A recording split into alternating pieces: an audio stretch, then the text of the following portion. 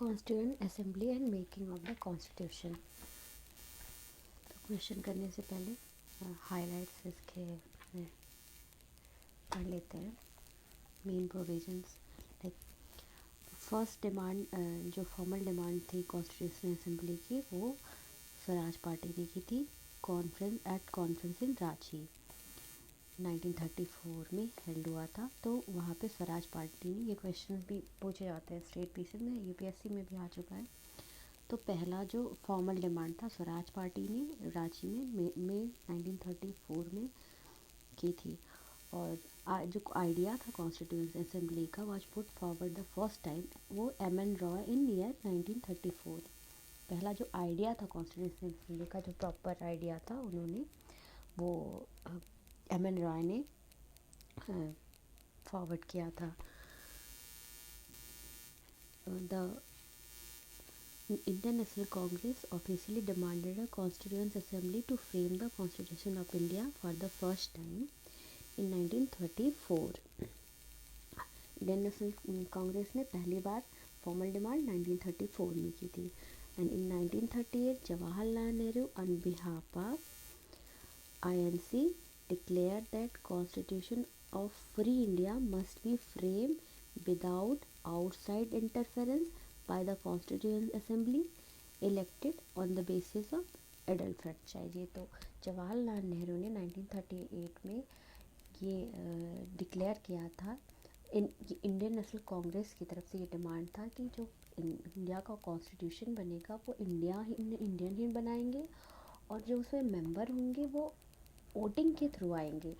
और वो इन टोटली, क्योंकि इसके पहले जितनी बॉडीज़ बनती थी और उसमें इंडियन का प्रेजेंटेशन होता ही नहीं था। ब्रिटिश से इंटेंसली इंडियन का प्रेजेंटेशन जानबूझ के वो नहीं चाहते थे कि उनकी जो भी बॉडीज़ बने वो इंडियन पार्टिसिपेट करें, क्योंकि वो इंडियंस को इन्फीरियर मानते थे। और लॉ मेकिंग में उनका ये था कि इंडियंस को नॉलेज नहीं है और वी आर सुपीरियर। वो वाइट मैन बर्डन वाली थ्योरी को प्रमोट करते थे। Sorry The demand was finally accepted in principle in August offer. पहली बार ब्रिटिश ने पहली बार अगस्त ऑफर में 1940 में 1940 में इंडिया के लिए कॉन्स्टिट्यूशन का प्रोविज़न किया। The constituent assembly was constituted under the scheme formulated bye cabinet mission plan. जो कॉन्स्टिट्यूशन असेंबली बनी थी वो किसके प्लान के अकॉर्डिंग थी? कैबिनेट मिशन प्लान के तहत थी। Number of representative from provinces was based on their population, that is 1 representative पर 10 लाख। वो जो रिप्रेजेंटेटिव आए थे कॉन्स्टिट्यूशन असेंबली से, वो 10 लाख पे 1 रिप्रेजेंटेटिव था। अब these 296 were to be allotted to British India and 93, ये क्वेश्चन आता है ये भी तो कि नॉर्मली स्टेट में यूपीपीसीएस में भी बहुत क्वेश्चन पूछते आते हैं कि, तो इसमें 296 were to be allotted to British India और 93 seat to be princely state. Out of 296 seat allotted to British India, 292 member were to be drawn from 11 governor provinces and 4 chief commissioner provinces, 1 from each। उसमें 292 में जो 292 member थे वो एक जो 11 governor provinces, जैसे आज स्टेट था पहले प्रोविंस थे, तो 11 प्रोविंस थे, वहाँ से उनको रिप्रेजेंटेटिव थे वहाँ के। और 4 थे वो जो चीफ कमिश्नरेट प्रोविंस थे, जैसे दिल्ली हो गया। तो जैसे अभी भी यूनियन टेरिटरी का जो कॉन्सेप्ट है, तो वैसा ही कुछ कॉन्सेप्ट था कमिश्नरेट का। The election to be Constituent Assembly for 296 were held in July-August 1946. The Indian National Congress won 208 seat, 208 seat कि कांग्रेस जीती थी, द मुस्लिम लीग सिर्फ 73 सीट जीत पाई थी, and small group and independent got the remaining 15 seat. जो दूसरी छोटी parties थी, communist वगैरह की जो पार्टी थी, और जो भी लाइक यूनियनिस्ट पार्टी, ये सारी पार्टी थे, वो 15 सीट था। In the beginning princely state didn't participate in constituent assembly, but with third session of the Constituent Assembly commencing on 28 April 1947, the representative of princely state of India began to join it gradually. Constituent Assembly was a result of indirect election. This election was not based on adult franchise. जो भी constituent assembly के जो member थे, representative थे, वहाँ उनको province से select किया गया था। जैसे आज का विधानसभा है, जैसे प्रेसिडेंट का इलेक्शन होता है, वो डायरेक्टली नहीं होता है, उसको स्टेट में जो विधानसभा और के मेंबर्स होते हैं, एमएलए, वो वोट करते हैं। राज्यसभा और लोकसभा के में रिप्रेजेंटेटिव एमपीज है, वो वोट करते हैं। उसी तरह कॉन्स्टिट्यूंट असेंबली के जो रिप्रेजेंटेटिव थे, उन्हें डायरेक्टली जनता ने वोट नहीं किया था, प्रोविंस में जो रिप्रेजेंटेटिव थे उन्होंने वोट किया था। According to government of India act 1935, voting right were limited based on the tax, education, property,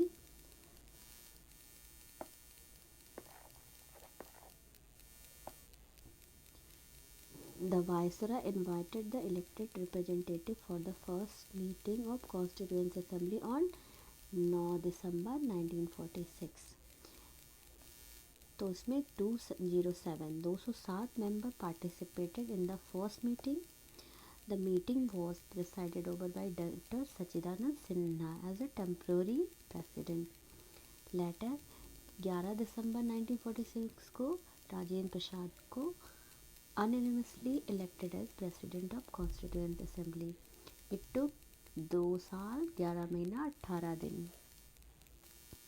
According to Lok Sabha and Rajya Sabha website, 2 year 11 month and 17 दिन. लेकिन normally well known है 18 days. It seems that it's not included the day of adoption. The Constitution by the Constituent Assembly. To complete the task of constitution making, total 11 session 11 session हुए थे, 165 दिन लगे थे, और were held on 26 November 1949. That is the last day of 11th session. The constitution was adopted. Except these 11 session, the Constitution Assembly finally met on 24 January 1950 for the signature of a member of Constitution.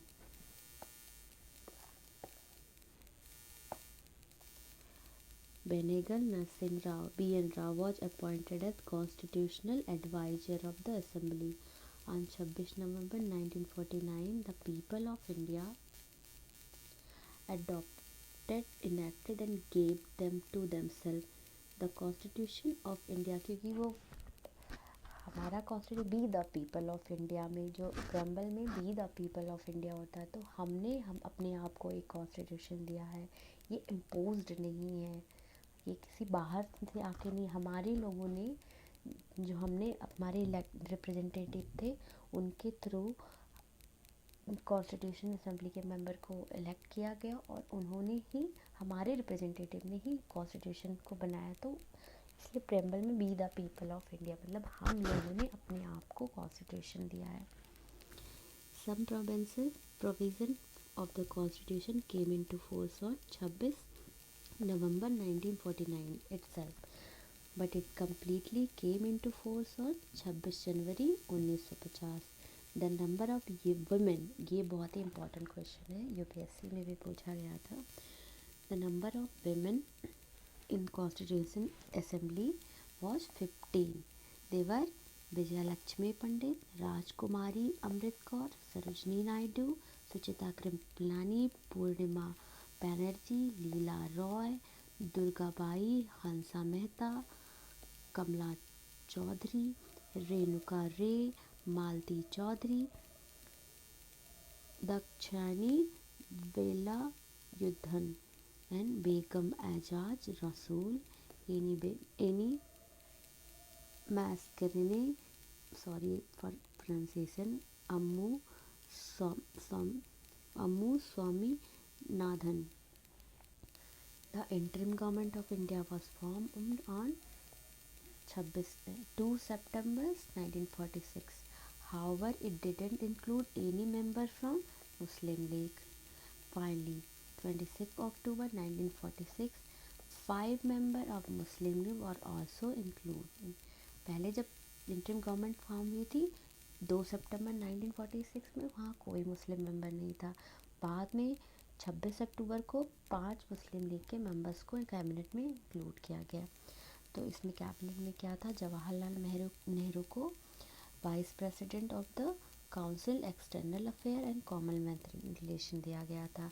सरदार वल्लभ भाई को home information व broadcasting, Rajendra Prasad को food and agriculture, John Mathai को industry and supplies, Jagjivan Ram को labour, सरदार बलदेव सिंह को defence, C.H. Bhabha को work and mine, Liaquat Ali Khan को finance, Abdul Rab Nishtar post and air, Asaf Ali को railway and transport, C. Rajagopalachari को education and art, and I.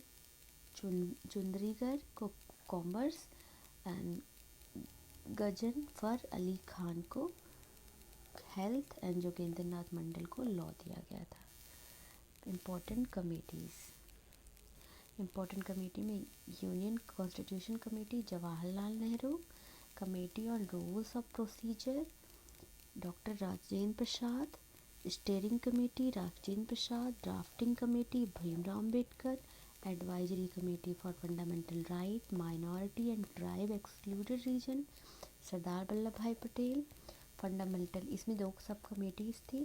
तो फंडामेंटल राइट सब कमेटी को जेबी कृपलानी को, minority sub committee H.C. Mukherjee, union power committee provincial constitution committee, union power committee Jawaharlal Nehru और provincial constitution committee Sardar Vallabh Bhai Patel. Drafting committee was comprised of 7 members including the chairman Dr. Bhimrao Ambedkar and 6 others. कौन थे, अलादी कृष्ण स्वामी Iyer, N Gopal Swami, K.M. Munshi, Mohammad सदाउल्ला, B.L. मित्र, D.P. Khaitan. बाद में later on B.L. Mitra was replaced by N. Madhav Rao and T.T. Krishnamachari was included in the committee on the demise of D.P. Khaitan. The Constitution Assembly appointed the ad hoc committee on national flag. ये भी आता है, ये बहुत important question है, date पूछते हैं state pieces में. नेशनल फ्लैग ऑन 23 जून 1947. 23 जून 1947 को एडॉक कमेटी फ्लैग कमेटी बनी थी. 23 जून 1947. Its members were Dr. Rajendra Prasad, Abdul Kalam Azad, Sarojini Naidu, C. Rajagopalachari, K.M. Munsee, and Dr. Bhimrao Ambedkar. Source of constitution, जो अभी हमारा constitution है उसका जो ब्लू प्रिंट है वो तो गवर्नमेंट ऑफ इंडिया 1935 है.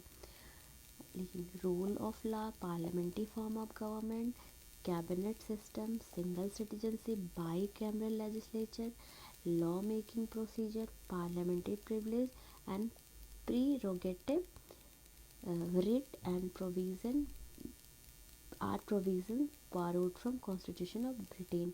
ये ऐसे एक बार पढ़ लेते हैं, फिर इसके बाद क्वेश्चंस करेंगे तो सारे क्लियर हो जाएंगे और याद भी हो जाएगा. Preamble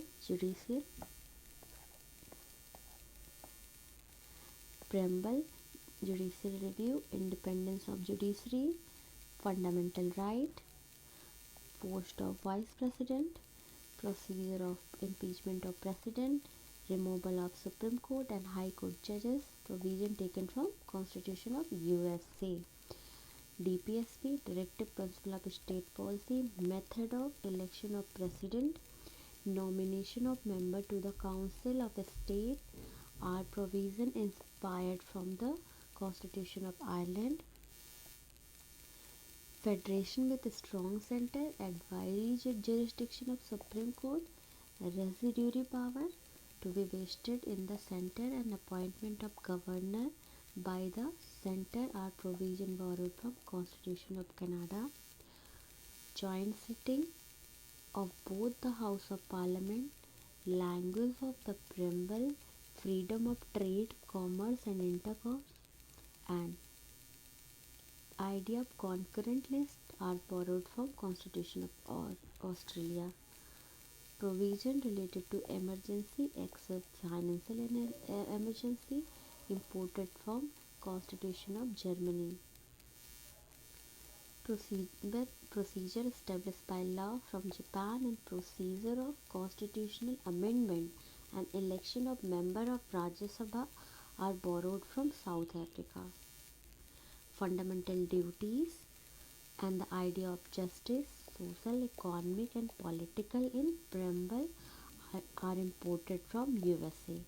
Republican system, principle of liberty, equality and fraternity in the preamble are the borrowed from Constitution of France. अब क्वेश्चन कर लेते हैं, रिवीजन हो जाएगा इसमें. The idea of preamble has been borrowed in Indian Constitution from the Constitution of USA. Preamble में अभी आगे ही पढ़ा हमने. The idea of preamble was borrowed from Constitution of United States, whereas language of preamble was borrowed from Constitution of Australia. Idea USA से, but language जो है वो Australia से है. The concept of a union of state in India Constitution has been derived from American Declaration of Independence, Australian Constitution and British Non-American Act and Swiss Constitution. तो ये जो union of state है ये British north American act से है. तो इसमें explanation भी दिया है.